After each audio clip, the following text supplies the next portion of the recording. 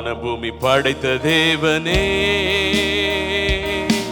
ஒத்தாசை செய்யும் கர்த்தர் நீரே. கண்களை ஏறெடுப்பேன் நான், ஒத்தாசை செய்யும் கர்த்தர் நீரே. வானபூமி படைத்த தேவனே, ஒத்தாசை செய்யும் கர்த்தர் நீரே.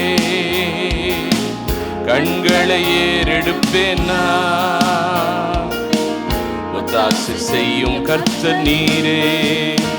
வேறு எங்கிருந்தும் இல்லை, வேறெவரிடமும் இல்லை, உம்மையே நோக்கி பார்க்கிறேன். வேறெங்கும் இல்லை, வேறெவரிடமும் இல்லை, உம்மையே நோக்கி பார்க்கிறேன். வேறெங்கிருந்தும் இல்லை, வேறெவரிடமும் இல்லை, உம்மையே நோக்கி பார்க்கிறேன்.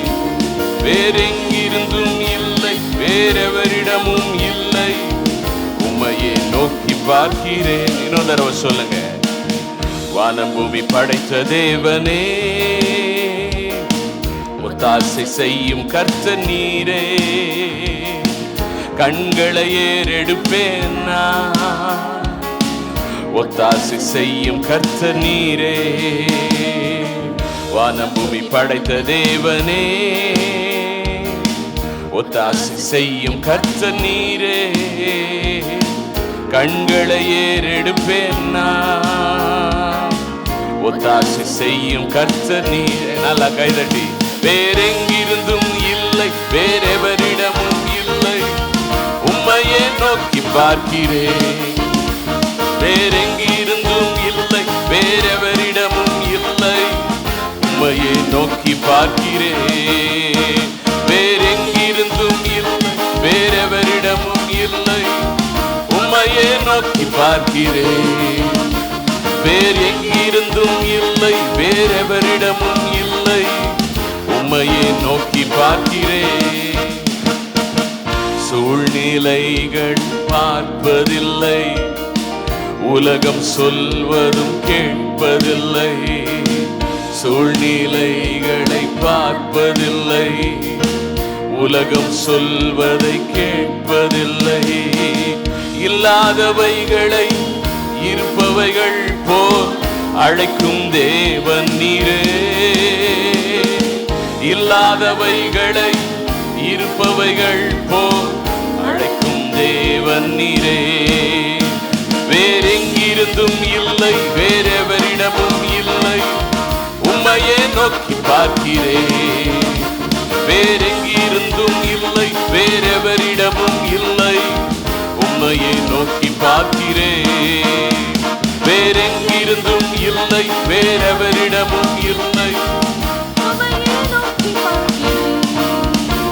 வேறெங்கிருந்தும் இல்லை, வேறெவரிடமும் இல்லை, உம்மையே நோக்கி பார்க்கிறேன்.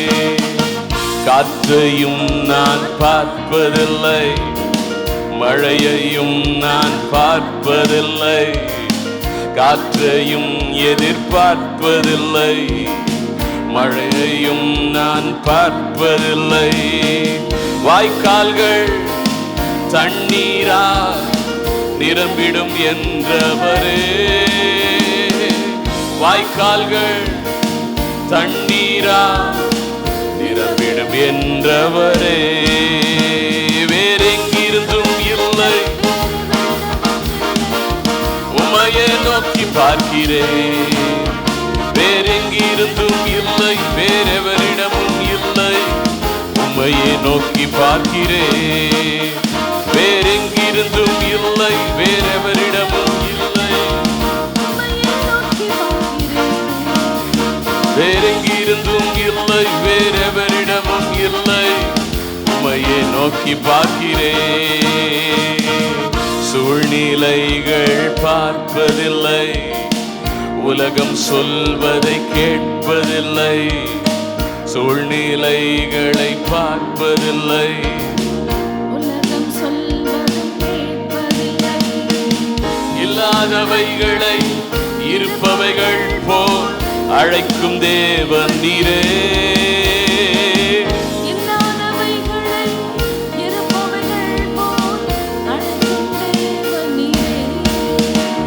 வேறெங்கிருந்தும் இல்லை, வேறெவரிடமும் இல்லை, உம்மையே நோக்கி பார்க்கிறேன். வேறெங்கிருந்தும் இல்லை, வேறெவரிடமும் இல்லை, உம்மையே நோக்கி பார்க்கிறேன். வேறெங்கிருந்தும் இல்லை,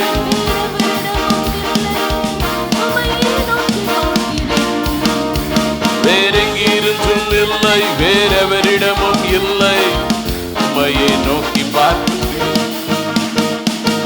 ஹல்லேலூயா. காற்றையும் நான், மழையையும் நான். சில நேரத்தில் நம்ம சில எதிர்பார்ப்புகளோடு இருக்கிறோம். இவங்க மூலமா இங்கிருந்து இப்படி நடக்கும் அப்படின்னு சொல்லிட்டு இன்னைக்கு நம்ம சொல்ல போறோம். காற்றையும் எதிர்பார்ப்பதில்லை. சொல்லுங்க, மழையையும் எதிர்பார்ப்பதில்லை. இன்னொரு தடவை, காற்றையும் இதெல்லாம் நான் எதிர்பார்க்க மாட்டேன்டவரே. மழையையும் நீங்க சொன்னதை நம்புறேன். வாய்க்கால்கள் தண்ணீரா நிரம்பிடும் என்றவரே, வாய்க்கால்கள் தண்ணீரா நிரம்பிடும் என்றவரே. வேறெங்கிருந்தும் இல்லை, வேறெவரிடமும் இல்லை, உம்மையே நோக்கி பார்க்கிறேன். வேறெங்கிருந்தும் இல்லை, உம்மையே நோக்கி பார்க்கிறேன்.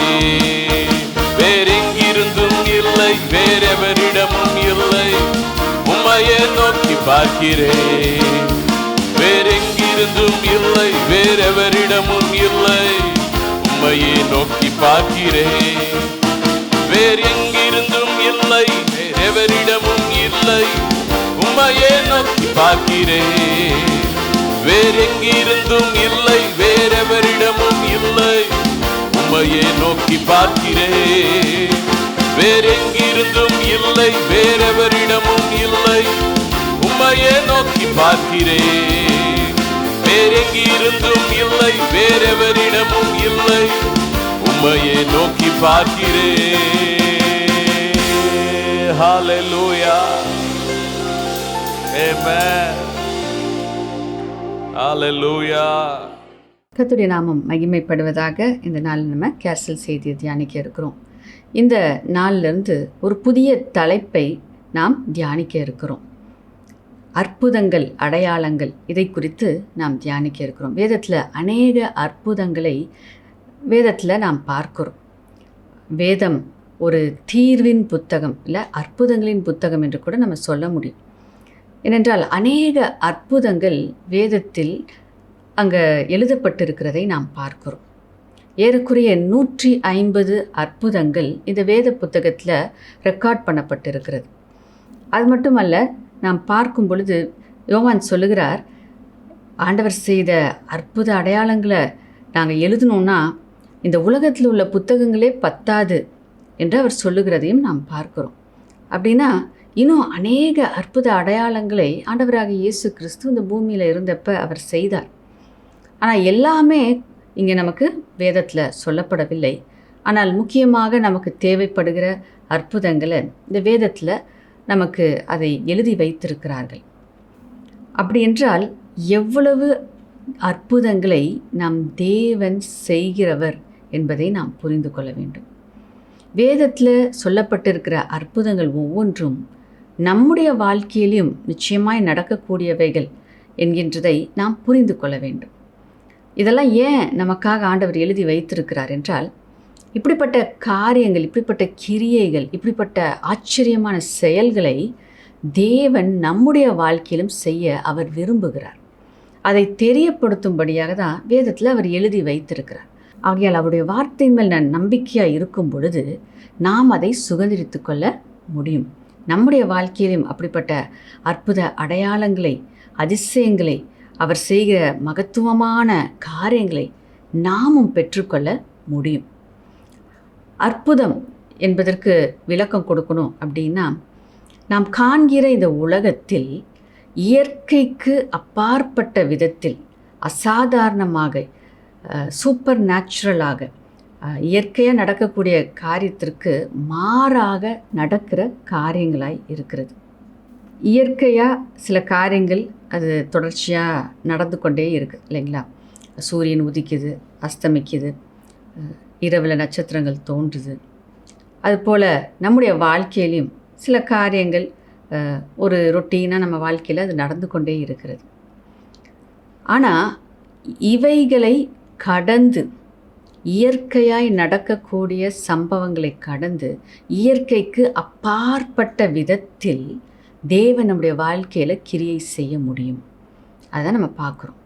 ஆகையால் அற்புதங்கள் என்று நாம் பார்க்கும் பொழுது தேவன் நம்முடைய வாழ்க்கையில் நாம் எதிர்பார்க்க முடியாத காரியங்களை அவர் செய்கிறவராய் இருக்கிறார். இப்போ நம்ம உழைத்து நமக்கு சம்பளம் எவ்வளோ கிடைக்குது இல்லைங்களா? ஸோ அதை தான் நம்ம பெற்றுக்கொள்ள முடியும். நம்முடைய உழைப்புக்கு தக்க பலனை தான் நம்ம பெற்றுக்கொள்ள முடியும். அதை தான் நாம் பயன்படுத்தி நம்முடைய ஜீவனத்தை நாம் நடத்த முடியும். ஆனால் அசாதாரணமான விதத்தில் தேவன் நம்முடைய தேவைகளை சந்திக்க வல்லவராய் இருக்கிறார். உதாரணத்துக்கு உங்களுக்கு ஒரு கிஃப்டாக சில காரியங்கள் கிடைக்கலாம், சிலர் கொண்டு வந்து கொடுக்கலாம். இல்லை நீங்கள் எதிர்பார்க்காத ஒரு நபர், நீங்கள் முன்னாடி ஒரு உதவி செஞ்சுருப்பீங்க, அதுக்கு கைமாறாக உங்களுக்கு இந்த நேரத்தில் ஒரு தேவையின் நேரத்தில் உங்களுக்கு ஒரு உதவியை கொண்டு வந்து கொடுக்கலாம். இப்படிப்பட்ட இயற்கைக்கு அப்பாற்பட்ட காரியங்களை தேவன் நம்முடைய வாழ்க்கையில் அவர் செய்ய விரும்புகிறார். வேதத்தில் நாம் அற்புதங்களை எப்படியெல்லாம் சொல்லியிருக்கிறார்கள் என்று சொல்லி நாம் பார்க்க போகிறோம். அற்புதத்தின் விளக்கம் இல்லைனா அதன் பதங்கள் என்று சொல்லி நாம் பார்க்கலாம். Term for miracle. ஸோ இங்கே பார்க்கும் பொழுது அற்புதங்கள் என்று சொல்லப்பட்டிருக்கிறது, அடையாளங்கள் என்று சொல்லப்பட்டிருக்கிறது, இல்லை மகத்தான கிரியைகள் அப்படின்னு சொல்லப்பட்டிருக்கு. ஸோ இது எல்லாமே அற்புதத்தை குறிக்கிறது. ஒரு அசாதாரணமான ஒரு நிகழ்வை, ஒரு காரியத்தை குறிக்கிறதாய் இருக்கிறது. அப்படியாக வேதத்தில் சொல்லப்பட்டிருக்கிற சில காரியங்களை இந்த நேரத்தில் நம்ம பார்க்க போகிறோம். முதலாவது மார்க்கு 2ஆம் அதிகாரம் 12ஆம் வசனத்தை நம்ம வாசிக்க கேட்போம். உடனே அவன் எழுந்து தன் படுக்கையை எடுத்துக்கொண்டு எல்லாருக்கும் முன்பாக போனான். அப்பொழுது எல்லாரும் ஆச்சரியப்பட்டு நாம் ஒரு காலம் இப்படி கண்டதில்லை என்று சொல்லி தேவனை மகிமைப்படுத்தினார்கள். இங்கே நம்ம பார்க்கும்போது ஆச்சரியப்படக்கூடிய காரியங்கள், எல்லாரும் ஆச்சரியப்பட்டார்கள் என்று சொல்லி நம்ம பார்க்குறோம். அப்போ இந்த இடத்துல பார்க்கும்போது அது இயற்கைக்கு அப்பாற்பட்ட ஒரு அற்புதமாய் அது இருந்தது. ஆச்சரியப்படத்தக்கதான கிரியைகள் என்று சொல்லி நாம் பார்க்கிறோம். இன்னொன்று அப்போஸ்தலர் 15ஆம் அதிகாரம் 12ஆம் வசனத்தை வாசிக்க கேட்போம். அப்பொழுது கூடி வந்திருந்த யாவரும் அமைந்திருந்து பர்னபாவும் பவுலும் தங்களை கொண்டு தேவன் புறஜாதிகளுக்குள்ளே செய்த அடையாளங்கள் அற்புதங்கள் யாவையும் விவரித்து சொல்ல கேட்டார்கள். ஸோ இங்கே நம்ம பார்க்கும்போது அடையாளங்கள் அற்புதங்கள் என்று சொல்லி பார்க்குறோம். அப்போ அடையாளங்கள் என்கின்ற ஒரு வார்த்தையை இந்த இடத்துல நம்ம பார்க்க முடிகிறது. அடையாளங்கள் அப்படின்னா ஒரு இயற்கைக்கு அப்பாற்பட்ட ஒரு கிரியை அந்த இடத்துல நடந்ததை அவர்கள் அந்த இடத்துல விவரிக்கிறார்கள் என்று சொல்லி நாம் பார்க்கிறோம். அடுத்ததாக லூக்கா 19:37 நாம் வாசிக்க கேட்கலாம். அவர் ஒலிவ மலையின் அடிவாரத்துக்கு சமீபமாய் வருகையில் திரளான கூட்டமாக்கிய சீசர் எல்லாரும் தாங்கள் கண்ட சகல அற்புதங்களையும் குறித்து சந்தோஷப்பட்டு. ஸோ இந்த இடத்துல நம்ம பார்க்கும்போது அங்கே அநேக அற்புதங்களை ஆண்டவராகிய இயேசு கிறிஸ்து செய்ததை சீஷர்கள் கண்டு அவர்கள் ஆச்சரியப்பட்டார்கள், சந்தோஷப்பட்டார்கள் என்று சொல்லி நாம் பார்க்கிறோம். அப்போ இந்த இடத்துல அற்புதம் என்கின்ற வார்த்தையை நாம் பார்க்கிறோம். அடுத்ததாக சங்கீதம் 106:21 வாசிக்க கேட்போம். எகிப்திலே பெரிய கிரியைகளையும் காமின் தேசத்திலே அதிசயங்களையும் சிவந்த சமுத்திர தண்டையிலே பயங்கரமானவைகளையும் செய்தவராகிய. ஸோ இந்த இடத்துல நம்ம பார்க்கும் பொழுது பெரிய கிரியைகளை தேவன் செய்தார் என்று சொல்லி நம்ம பார்க்குறோம். எகிப்து தேசத்தில் அங்கே ஜனங்களை விடுவிக்கும்படியாக அங்கே தேவனுடைய வல்லமை கிரியை அங்கு வெளிப்பட்டது என்று சொல்லி நாம் பார்க்குறோம். அப்படியாக அற்புதங்களுக்கு அநேக விதங்களில் வேதத்தில் வார்த்தைகள் சொல்லப்பட்டிருக்கிறதை நாம் பார்க்கிறோம். இப்போ இந்த அற்புதங்கள் பழைய ஏற்பாட்டில் ஆண்டவர் செய்த சில விதமான அற்புதங்கள் என்ன என்று சொல்லி சில காரியங்களை இப்பொழுது நாம் தியானிக்கலாம். முதலாவது 2 கொரிந்தியர் 12ஆம் அதிகாரம் 12ஆம் வசனத்தை நாம் வாசிக்க கேட்போம். அப்போஸ்தலனுக்குரிய அடையாளங்கள் எல்லா விதமான பொறுமையோடும் அதிசயங்களோடும் அற்புதங்களோடும் வல்லமைகளோடும் உங்களுக்குள்ளே நடப்பிக்கப்பட்டதே. இப்பொழுது 4 விதமான அற்புதத்திற்கான வேறு பொருள்களை நம்ம பார்த்தோம். வேறு விதமான வார்த்தைகள் வேதத்தில் குறிப்பிடப்பட்டது என்று சொல்லி நம்ம பார்த்தோம். இங்கே பார்க்கும் பொழுது அடையாளங்கள், அற்புதங்கள், வல்லமையான காரியங்கள் என்று சொல்லி வல்லமைகள் என்று இங்கே சொல்லப்பட்டிருக்கிறதை நாம் பார்க்கிறோம். ஆகையால் இப்படிப்பட்ட கிரியைகளை தேவன் அனுதினமும் நம்முடைய வாழ்க்கையிலும் செய்ய அவர் விரும்புகிறவராய் இருக்கிறார். ஆகையால் இன்னும் சில காரியங்கள், எப்படிப்பட்ட அற்புதங்களை தேவன் செய்தார் என்று சொல்லி நாம் தியானிக்க இருக்கிறோம். முக்கியமாக முதலாவது நாம் பழைய ஏற்பாட்டில் தேவன் செய்த கிரியைகள், அவைகள் எப்படிப்பட்ட காரியங்கள் என்று சொல்லி நாம் பார்க்க போகிறோம். முதலாவது இயற்கையின் மேல் தேவன் செய்த அற்புதங்கள். இயற்கையாய் நடக்க வேண்டிய காரியங்களில் தேவன் செய்த அற்புதங்களை நாம் முதலாவது தியானிக்க இருக்கிறோம். 1 ராஜாக்கள் 18ஆம் அதிகாரம் 37, 38 மற்றும் 42 முதல் 45 வசனங்களை நாம் வாசிக்க கேட்போம். கர்த்தாவே, நீர் தேவனாகிய கர்த்தர் என்றும் தேவரீர் தங்கள் இருதயத்தை மறுபடியும் திருப்பினீர் என்றும் இந்த ஜனங்கள் அறியும்படிக்கு என்னை கேட்டருளும் என்றான். அப்பொழுது கர்த்தரிடத்திலிருந்து அக்கினி இறங்கி அந்த சர்வாங்க தகன பலியையும் விறகுகளையும் கற்களையும் மண்ணையும் பட்சித்து வாய்க்காலிலிருந்த தண்ணீரையும் நக்கி போட்டது. ஆகாப் போஜன பானம் பண்ண போனான்.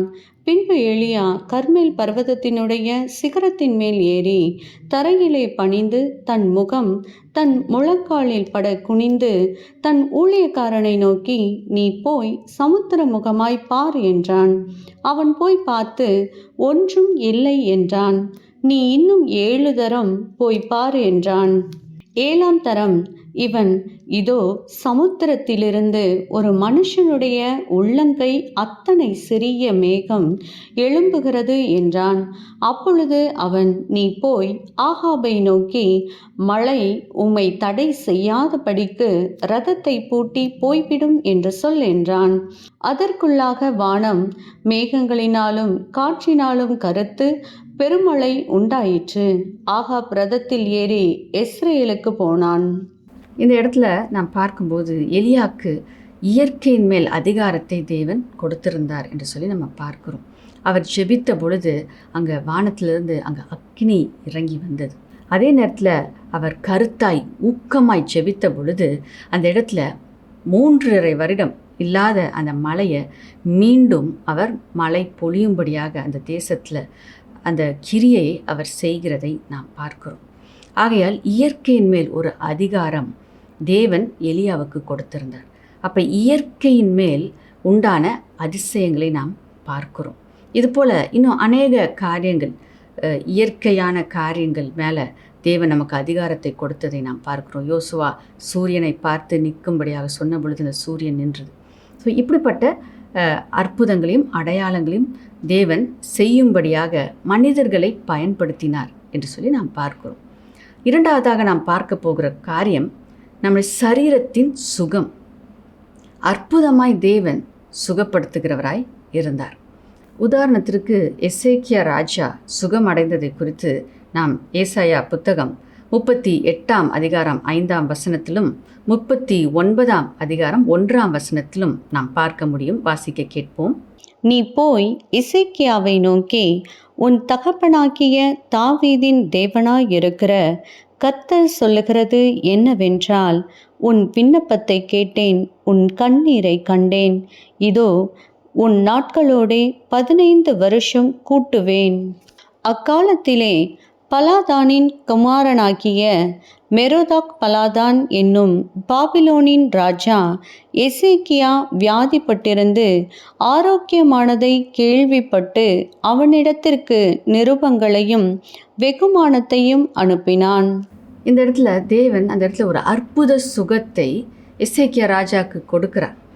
அதை கேள்விப்பட்டு பக்கத்தில் ஊரில் இருக்கிற ராஜாலாம் ஆச்சரியப்பட்டு அங்கு வெகுமதிகளை அனுப்புகிறதை நாம் பார்க்கிறோம். ஸோ அப்படிப்பட்ட ஒரு அற்புதத்தை தேவன் எசேக்கியா ராஜாவுடைய வாழ்க்கையில் செய்தார். அடுத்ததாக தேவனுடைய பராமரிப்பும் பாதுகாப்பை குறித்து நாம் பார்க்கலாம். நெகேமியா 9ஆம் அதிகாரம் 20-21 வசனத்தை நாம் வாசிக்க கேட்போம். அவர்களுக்கு அறிவை உணர்த்த உம்முடைய நல் ஆவியை கட்டளையிட்டீர். அவர்கள் வாய்க்கு உம்முடைய மன்னாவை அருளி அவர்கள் தாகத்துக்கு தண்ணீரை கொடுத்தீர்.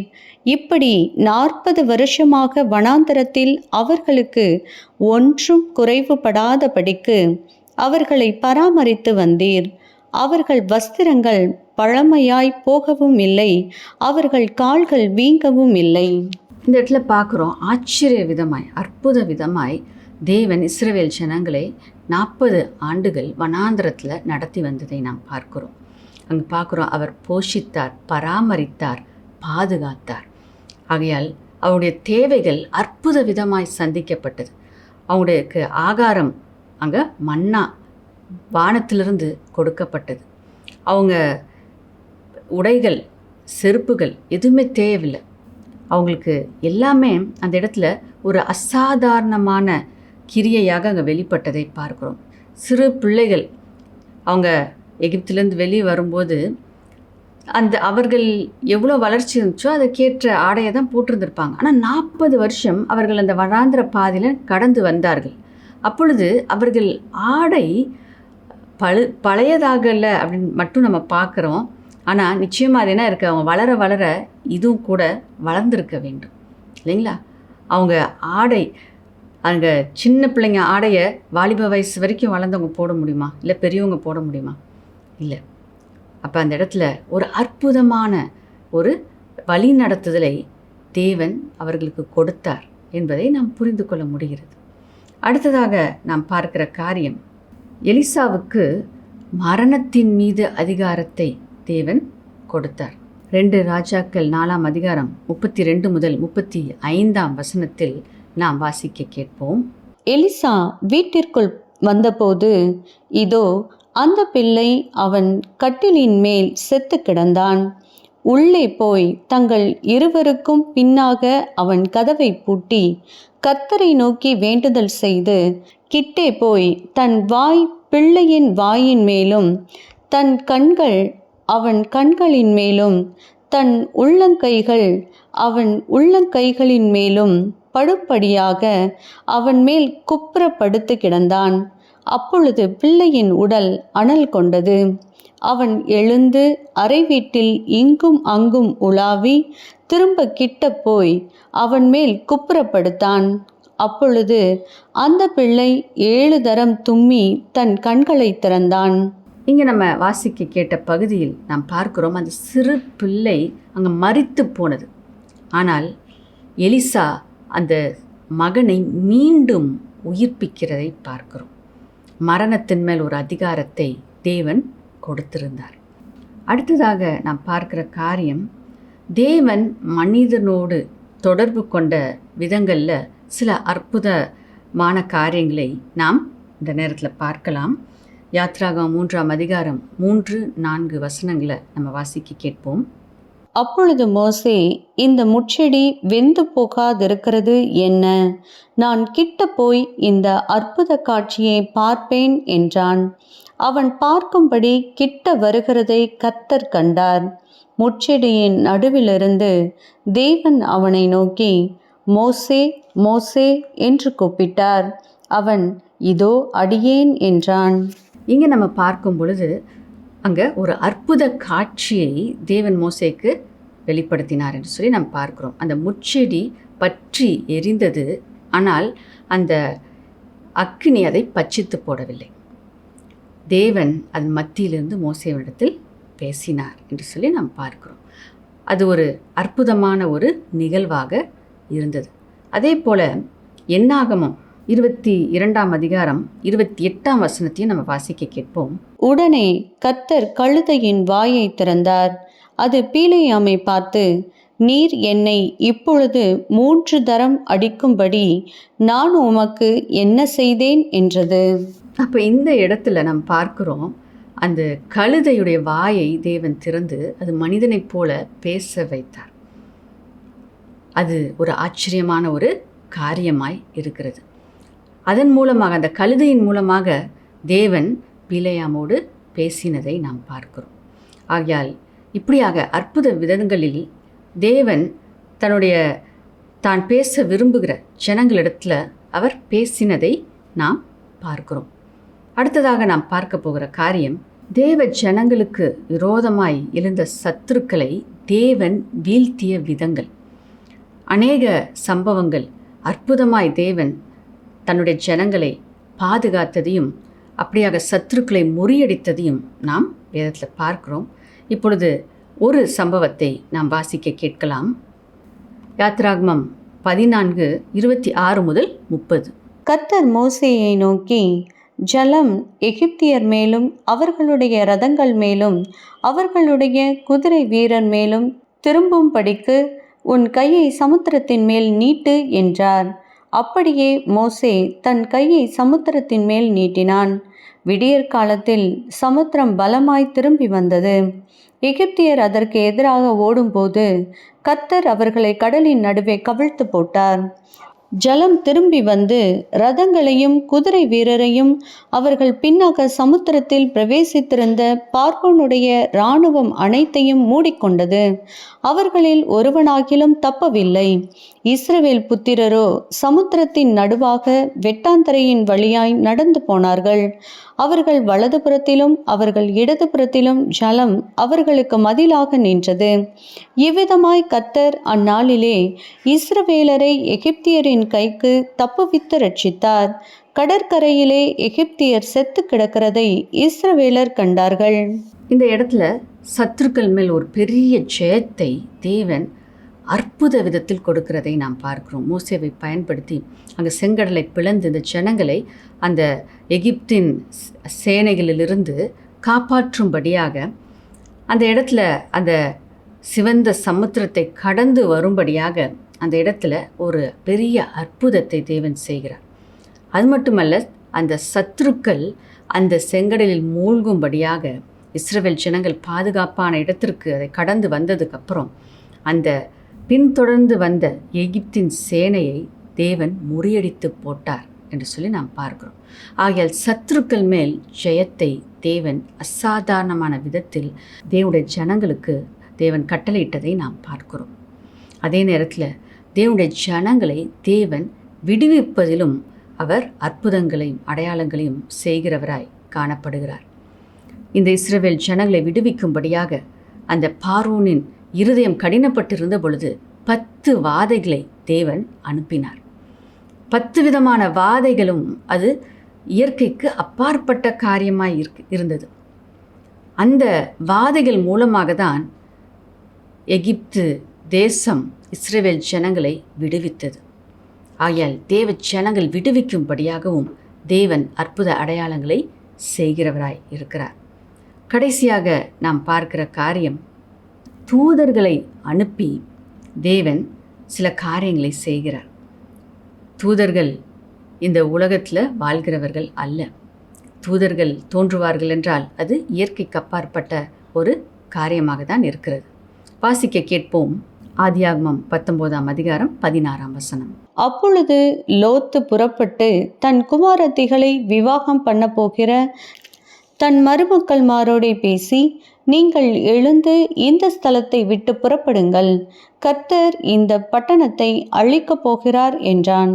அவனுடைய மருமக்கள்மாரின் பார்வைக்கு அவன் பரியாசம் பண்ணுகிறதாக கண்டது.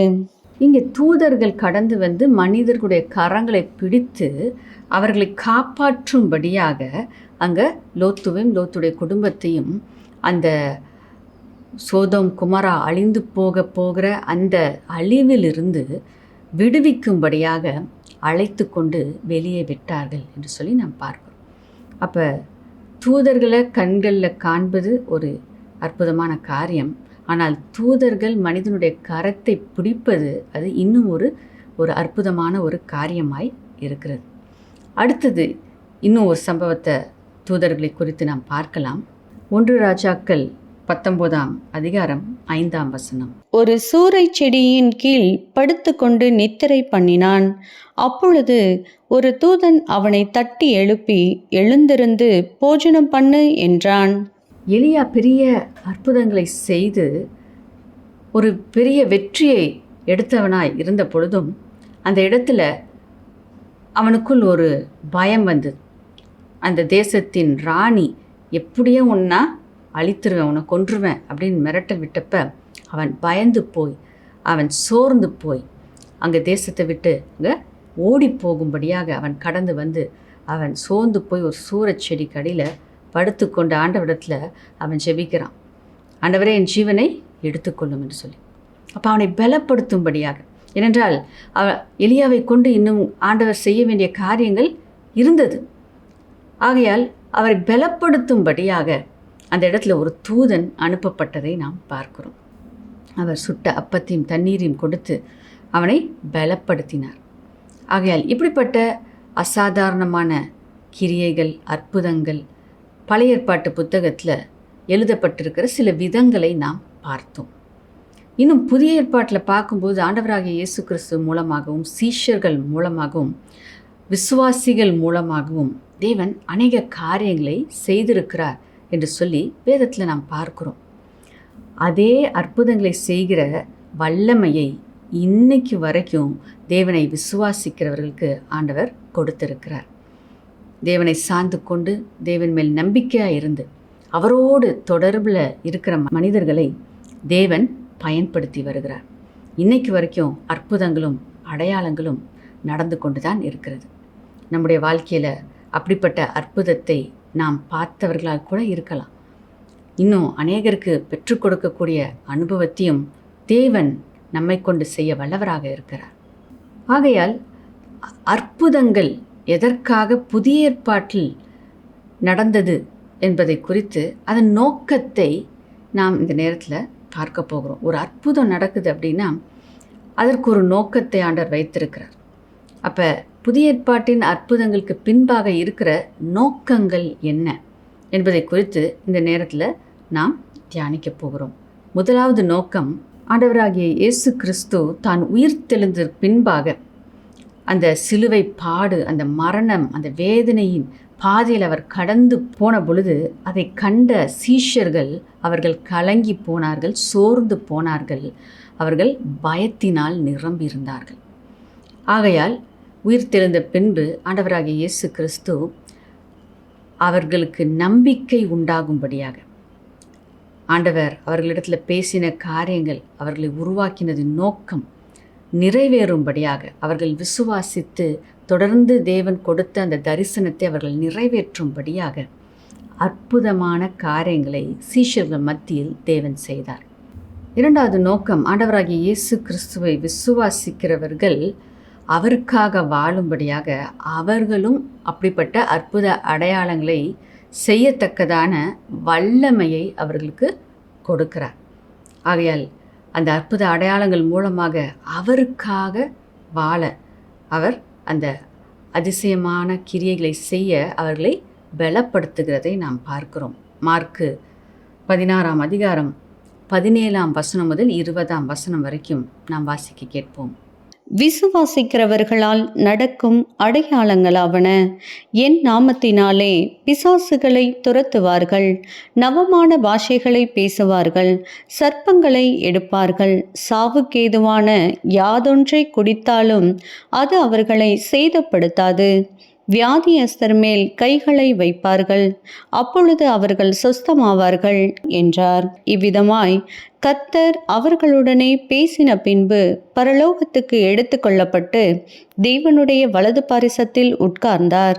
அவர்கள் புறப்பட்டு போய் எங்கும் பிரசங்கம் பண்ணினார்கள். கர்த்தர் அவர்களுடனே கூட கிரியையை நடப்பித்து அவர்களால் நடந்த அடையாளங்களினாலே வசனத்தை உறுதிப்படுத்தினார். ஆமேன். இங்கே நம்ம பார்க்கும்போது ஆண்டவரை விசுவாசிக்கிறவர்களுக்கு அவர் கொடுத்த வல்லமையான கிரியைகளை குறித்து நாம் பார்க்கிறோம். பிசாசுகளை துரத்தக்கூடிய வல்லமை, சுகப்படுத்தக்கூடிய வல்லமை, விஷம் என்கின்ற காரியம் அவர்களை ஒன்றும் செய்ய முடியாது. ஸோ இப்படிப்பட்ட அசாதாரணமான வல்லமைகளை அவரை விசுவாசிக்கிறவர்களுக்கு தேவன் கொடுத்து அவருக்காக சுவிசேஷத்தை பிரசங்கிக்கும்படியாக, அற்புத அடையாளங்களை செய்து இயேசுவை குறித்து மற்றவர்களுக்கு தெரிவிக்கும்படியாக, அவர்களும் விடுவிக்கப்படும்படியாக இவர்களை பயன்படுத்தியதை நாம் பார்க்கிறோம். ஆகையால் ஒரு அற்புதத்திற்கும் ஒரு அடையாளத்துக்கும் பின்பாக இருக்கிற நோக்கம் ஜனங்கள் ரட்சிக்கப்பட வேண்டும். தேவன் அதற்காக தான் மனிதர்களுக்கு, அவரை விசுவாசிக்கிறவர்களுக்கு இப்படிப்பட்ட வல்லமையை கொடுத்திருக்கிறார் என்று சொல்லி நாம் பார்க்கிறோம். அப்போஸ்தலர் 12ஆம் அதிகாரம் 23ஆம் வசனம். அவன் தேவனுக்கு மகிமையை செலுத்தாதபடியினால் உடனே கர்த்தருடைய தூதன் அவனை அடித்தான். அவன் புழுப்புழுத்து இறந்தான். இப்போ இந்த இடத்துல நம்ம பார்க்கும்போது ஏரோது ராஜாவை குறித்து சொல்லப்படுகிறது. அது தூதன் அவனை அடித்தான் என்று சொல்லி. அப்போ ஏரோது ராஜா அவன் அநேகமான கொடூரமான காரியங்களை அவன் செய்கிறவனாய் இருந்தான். இதுக்கு முன்பாக நாம் பார்ப்போம் என்றால் சபையை துன்புறுத்துகிறவனாகவும், யாக்கோபு என்கின்ற அந்த சீஷனை சிறை சேதம் பண்ணி அந்த இடத்துல அவனை கொன்று போட்டதையும் நாம் பார்க்கலாம். ஆனால் தேவன் அப்பொழுது அந்த இடத்துல இப்படிப்பட்ட ஒரு கிரியையை அவர் செய்யவில்லை. ஆனால் தேவனுக்கு கொடுக்க வேண்டிய மகிமையை அவன் கொடுக்காத பொழுது இந்த இடத்துல அவன் அழிக்கப்பட்டு போனதை நாம் பார்க்கிறோம். ஆகையால் நாம் மிகவும் ஜாக்கிரதையாய் நம்முடைய வாழ்க்கையில் இருக்க வேண்டும். தேவனுக்கு கொடுக்க வேண்டிய மகிமையை நாம் கொடுக்க வேண்டியவர்களாய் இருக்க வேண்டும். ஆகையால் இந்த இடத்துல நம்ம பார்க்குறோம், தேவன் அந்த இடத்துல அப்படியாக தேவனுக்கு மகிமை கொடுக்காதவர்கள் மேல் ஒரு நியாய தீர்ப்பை அவர் இங்கு கொடுத்ததை நாம் பார்க்கிறோம். இது அந்த இடத்துல எல்லா ஜனங்களும் பார்த்து கொண்டிருக்கிற அந்த நேரத்தில் அந்த தூதன் வந்து அடித்து அவன் அப்படியே புழுபுழுத்து மரித்து போகிறான். அப்போ இது ஒரு அசாதாரணமான ஒரு காரியமாய் இருக்கிறது என்பதை நாம் பார்க்கிறோம். கடைசியாக நாம் பார்க்க போகிற நோக்கம், எல்லா ஜனங்களும் ஆண்டவராகிய இயேசு கிறிஸ்துவை ஏற்றுக்கொண்டு விசுவாசித்து நித்திய ஜீவனை பெற்றுக்கொள்ள வேண்டும் என்கின்ற ஒரு பிரதான நோக்கம். ஸோ இதை நாம் யோவான் 20ஆம் அதிகாரம் 30-31 வசனத்தில் நாம் வாசிக்க கேட்கலாம். இந்த புஸ்தகத்தில் எழுதியிராத வேறு அநேக அற்புதங்களையும் இயேசு தமது சீசருக்கு முன்பாக செய்தார். இயேசு தேவனுடைய குமாரனாகிய கிறிஸ்து என்று நீங்கள் விசுவாசிக்கும்படியாகவும், விசுவாசித்து அவருடைய நாமத்தினாலே நித்திய ஜீவனை அடையும்படியாகவும் இவைகள் எழுதப்பட்டிருக்கிறது. அப்போ இந்த இடத்துல நாம் கவனிக்க வேண்டிய காரியம், ஆண்டவராகிய இயேசு கிறிஸ்து தான் அங்கே மெய்யான தேவகுமாரன் என்பதை நாம் விசுவாசிக்கும்படியாகவும், நித்திய ஜீவனை பெற்றுக்கொள்ளும்படியாகவும் இந்த அற்புதங்கள் அதை வேத புத்தகத்தில் எழுதப்பட்டிருக்கிறது என்று சொல்லி பார்க்குறோம். அப்போ இந்த அற்புதங்கள் நடந்ததற்கும் அற்புதமான காரியங்கள் நடப்பிக்கப்பட்டதற்கும் காரணம் ஒவ்வொருவரும் தேவனை விசுவாசித்து, ஆண்டவராகிய இயேசு கிறிஸ்துவை விசுவாசித்து நித்திய ஜீவனை பெற்றுக்கொள்ள வேண்டும் என்பதற்காக என்பதை நாம் பார்க்கிறோம். ஆகையால் அற்புத அடையாளங்கள் ஏன் நம்ம பெற்றுக்கொள்ள வேண்டும், ஏன் நாம் செய்ய வேண்டும் என்பதை குறித்து இந்த நாளில் தேவன் நம்மோடு பேசியிருக்கிறார். அதன் நோக்கம், அதன் பின்னணி என்ன என்பதை நாம் பார்த்திருக்கிறோம்.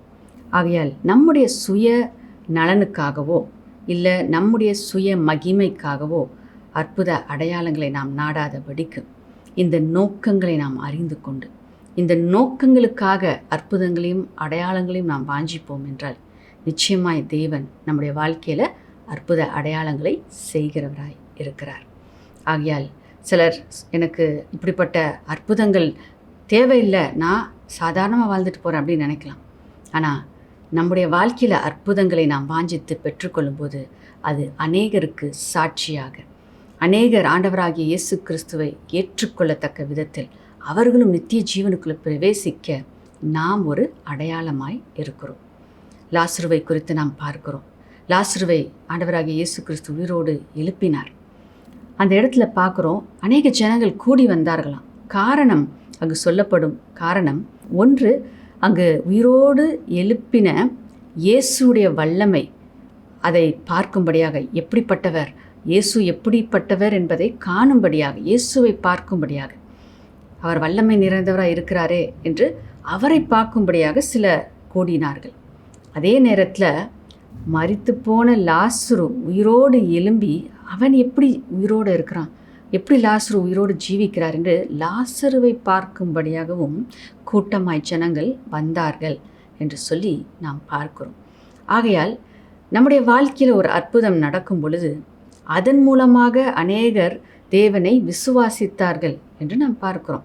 லாசருவை பார்த்த ஜனங்கள், ஏன்னா லாசருவை தெரிந்தவர்கள், நண்பர்கள், உறவினர்கள் அப்படி இருந்திருப்பாங்க. அப்போ அவர்கள் லாசருடைய வாழ்க்கையில் தேவனுடைய மகிமை வெளிப்பட்ட பொழுது அவர்கள் ஆண்டவராக இயேசு கிறிஸ்துவை ஏற்றுக்கொண்டார்கள். அப்படியாக நம்முடைய வாழ்க்கையில் அற்புத அடையாளங்கள் நடக்கும் என்றால் அதன் மூலமாக அநேகர் ஆண்டவராக இயேசு கிறிஸ்துவை ஏற்றுக்கொள்ள முடியும். ஆகையால் வாஞ்சிப்போம், நம்முடைய வாழ்க்கையில் ஆண்டோடைய மேன்மையான காரியங்கள், அற்புத அடையாளங்களை நாம் பெற்றுக்கொள்வோம், சாட்சியாய் ஜீவிப்போம். நாம் பார்த்தபடி நோக்கங்களை நாம் மறந்து விடாதபடிக்கு எதற்காக நமக்கு அற்புத அடையாளம் தேவை என்பதை நாம் புரிந்து கொண்டு நாம் அந்த காரியத்தில் நிலைத்து நிற்க வேண்டும். அடுத்ததாக அற்புத அடையாளங்களை செய்யும்படியான வரங்களை தேவன் நமக்கும் கொடுக்க வல்லவராய் இருக்கிறார். ஆகையால் விசுவாசித்து, அங்கு சீஷர்கள் மூலமாக செய்தவர், விசுவாசிகள் மூலமாக செய்தவர் உங்களை கொண்டும் செய்ய வல்லவராய் இருக்கிறார். நீங்கள் ஆண்டவராகிய இயேசு கிறிஸ்துவை விசுவாசிப்பது நிமித்தமாக நிச்சயம் உங்களையும் தேவன் பயன்படுத்த வல்லவராய் இருக்கிறார். ஆண்டவரை நோக்கி பார்த்து நம்ம நன்றி சொல்லலாமா? ஸ்தோத்திரம் அப்பா, உமக்கு நாங்கள் நன்றி செலுத்துகிறோம் ராஜா. உங்களுடைய கிருபைகளுக்காக நாங்கள் நன்றி செலுத்துகிறோம். இந்த நல்ல அற்புதங்களை குறித்து தியானிக்க நீர் பாராட்டின கிருபைக்காக நன்றி. எங்களுடைய வாழ்க்கையிலையும் நீர் அற்புதங்களை செய்ய விரும்புகிறீர். அதனால தான் இந்த அற்புதங்களை எல்லாம் வேத புத்தகத்தில் நீங்கள் எழுதி வைத்திருக்கிறீங்க. நாங்கள் பார்த்தோம் அப்பா. எங்களுடைய விசுவாசம் எழும்பும்படியாக, எங்களுடைய வாழ்க்கை கட்டப்படும்படியாக, எங்களுக்கு நன்மை உண்டாகும்படியாக, நாங்கள் மற்றவர்களுக்கு ஆசீர்வாதமாய் இருக்கும்படியாக, எங்களை நீர் பயன்படுத்தும்படியாக அப்பா, எங்கள் மூலமாக அநேகருடைய வாழ்க்கையில் அற்புதங்களும் அடையாளங்களும் நடக்கும்படியாக, அதை காண்கிற ஜனங்கள் உம்மண்டை ஓடி வர, உம்மை ஏற்றுக்கொள்ள, ரட்சிப்பை பெற்றுக்கொள்ள, நித்திய ஜீவனுக்குள் பிரவேசிக்க அப்பா நீர் கிரியை செய்ய வல்லவராய் இருக்கிறதற்காக நாங்கள் நன்றி செலுத்துகிறோம் அப்பா. எங்களை அர்ப்பணிக்கிறோம் அப்பா. தேவையோடு இருக்கிற ஜனங்கள் இருப்பார்கள் என்றால், பலவீனத்தோடு, இல்லை ஒரு பொருளாதார தேவையோடு, இல்லை எனக்கு இந்த காரியத்தில் ஒரு அற்புதம் தான் நடந்தாகணும், இது இயற்கையான காரியத்தில் இதை நான் மீண்டு வரவே முடியாது என்று அப்படியாக வேதனையோடு இருக்கிற ஜனங்கள் இருப்பார்கள் என்றால், இந்த நேரத்தில் உங்களுடைய அற்புதத்தின் கரத்தை நீர் நீட்டுவீராக. அவருடைய வாழ்க்கையில் ஒரு அற்புதம் நடக்கட்டும். உங்களுடைய வல்லமை கடந்து வரட்டும். அவருடைய சூழ்நிலைகளை நீர் மாற்றி போடுவீராக. அற்புதங்களை செய்கிற தேவன், இன்றைக்கும் நீர் ஜீவனுள்ளவராய் இருக்கிறீரே, இன்றைக்கும் நீர் வல்லமை உள்ளவராய் இருக்கிறீரே. இப்பொழுது உங்களுடைய வல்லமை உங்களுடைய பிள்ளைகளுடைய வாழ்க்கைக்குள்ள கடந்து செல்லட்டும். உங்களுடைய ஜீவன் கடந்து செல்லட்டும். உங்களுடைய வல்லமை கடந்து செல்லட்டும். அற்புதங்களும் அடையாளங்களும் இப்பொழுது நடக்கட்டும் அப்பா. சுகத்தை கொடுப்பீராக, ஜீவனை கொடுப்பீராக, பொருளாதாரத்தில் ஒரு பிரேக் த்ரூவை கொடுப்பீராக, அவங்க சூழ்நிலையிலிருந்து அவர்களை மீட்டு எடுப்பீராக. ஒரு உதவியின் கரத்தை அற்புதமாய் நீர் அவர்களுக்கு அனுப்புவீராக. உங்களுடைய வல்லமை வெளிப்படட்டும் ராஜா. அப்படியாக என்னையும் பயன்படுத்துங்க என்று சொல்லி கேட்கிற ஒவ்வொருவரையும் இந்த நேரத்தில் உங்களுடைய கரத்தில் நான் கொடுக்கிறேன் ராஜா. சீஷர்களை பயன்படுத்தினவர் அந்த அப்படிப்பட்ட கிரியைகளை அப்பா இவர்களும் செய்யும்படியாக இவர்களை உடைய வல்லமையினால் நீர் நிரப்புவீராக. அதற்கேற்ற அதிகாரத்தை, அபிஷேகத்தை நீர் கொடுப்பீராக. அப்பா, நீர் சொன்னீரே, என்னை விசுவாசிக்கிறவர்கள் என்னை பார்க்கிலும் பெரிய காரியங்களை செய்வார்கள் என்று சொல்லி அந்த விசுவாசத்தை இந்த நேரத்தில் ஒவ்வொருவருக்குள்ளும் நீர் கொடுப்பீராக. அப்பா, நீர் செய்த காரியத்தை பார்க்கிலும் பெரிய காரியங்களை இந்த காலங்களில் செய்ய அப்பா நீர் ஒவ்வொருவரையும் எடுத்து பயன்படுத்துவீராக. வாஞ்சியோடு காத்து கொண்டு இருக்கிறவர்கள், கேட்கிறவர்களுக்கு உம்முடைய வல்லமை கடந்து வரட்டும். நீர் அவர்களை அபிஷேகிப்பீராக. அப்பா கர்த்தாவே, அற்புதங்களையும் அடையாளங்களையும் செய்கிற அந்த வரங்களை நீர் கொடுப்பீராக. அவர்கள் எழும்பி உமக்காக நோக்கத்தை அறிந்தவர்களாக அப்பா நோக்கத்தை நிறைவேற்றும்படியாக அற்புதங்களையும் அடையாளங்களையும் அவர்கள் செய்வார்களாக என்று நாங்கள் ஜெபிக்கிறோம் அப்பா. அப்படியாக ஒவ்வொருவரையும் நீர் பயன்படுத்தி அநேகரை உமண்டை அப்பா நீர் சேர்த்து கொள்ள போகிறதற்காக கோடான கோடி நன்றி பலிகளை ஏறெடுக்கிறோம் அப்பா. அற்புத அடையாளங்களை அப்பா ஜனங்கள் காணும்போது அப்பா நித்திய ஜீவனை அவர்கள் பெற்றுக்கொள்ளும்படியாக அப்பா அவர்கள் கடந்து வர நீர் கிருபை செய்வீராக. உங்களுடைய இருதயங்களை நீர் திறப்பீராக அப்பா. அற்புத அடையாளங்கள் மூலமாக அவருடைய வாழ்க்கையில் நீங்கள் கிரியை செய்து அவர்களை மீட்டுக் கொள்வீராக என்று நாங்கள் ஜெபிக்கிறோம் அப்பா. நீ செய்கிறதற்காக நாங்கள் நன்றி செலுத்துகிறோம். உமக்கே துதி கன மகிமை எல்லாவற்றையும் ஏறெடுக்கிறோம். இயேசுவின் நாமத்தில் பிதாவே, ஆமென். நாம் சேர்ந்து சொல்லலாம். என் ஆத்துமாவே கர்த்தரை ஸ்தோத்திரி, என் முழு உள்ளமே அவருடைய பரிசுத்த நாமத்தை ஸ்தோத்திரி. என் ஆத்துமாவே கர்த்தரை ஸ்தோத்திரி, அவர் செய்த சகல உபகாரங்களையும் மறவாதே. ஆமென், ஆமென்.